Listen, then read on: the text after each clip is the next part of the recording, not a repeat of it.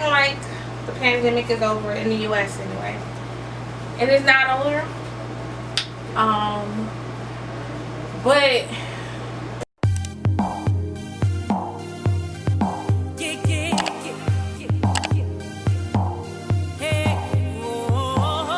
guys, it's me, Dominique, coming at you guys with a new video. So I know, first of all, I just want to say this is July 2020, right? And I know right now we acting like the pandemic is over in the US anyway. It is not over.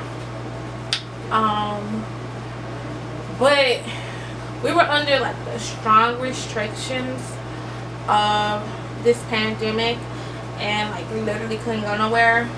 I started to become very familiar with TV and Netflix and watching TV, because I mean, like, I love watching YouTube videos, but I kind of got burned out from watching them. So my husband is a big TV buff.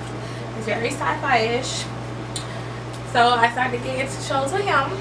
So I have this little like quarantine must watch list of stuff. Even though words are power, so I don't want to say quarantine.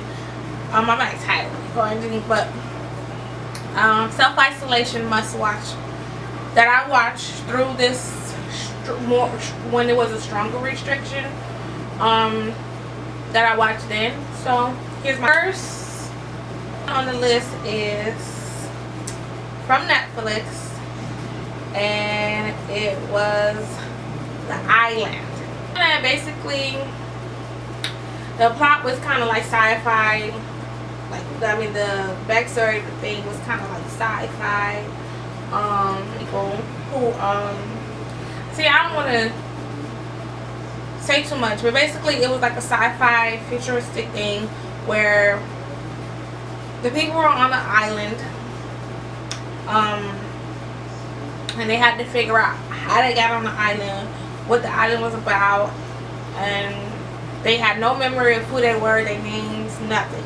That's how the movie starts out. As the movie goes on, it gets more and more interesting, and the like twist of it is really crazy, but it's very interesting because it takes you back to that nature versus nurture thing. Because here it is that these people are dropped on the island, have no knowledge of who they were previously, their joys, their desires, their traumas, nothing. They don't have no names, no nothing. So they try to figure it out, try to figure out how to get back home, try to figure out who they are, and then like their natural instincts and things that they do kick in, and their natural who they are kick in. So it's like it's a really interesting movie, show, miniseries. Thing is on Netflix as well is Money Heist. Money Heist, basically a group of people who go on heist series. I know most of you watching this might have seen or probably have heard of Money Heist. It's a really good show, and season 5 is set to be in 2021. I don't know how that's gonna go with the whole pandemic stuff, so but that's what it said online. Netflix is extra series with Halle Berry about aliens, humans, very sci-fi technology-ish, very out there. But when you think about all the shit that's happening in 2020, is not really out there. Last show on Netflix is that's the most recent one I watched, and that plot is basically about an older woman, a younger woman, being similar in ways and being different. And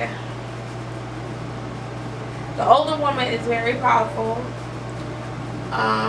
She's like big boss. And she takes a younger woman as her protege and helps but hurts the woman.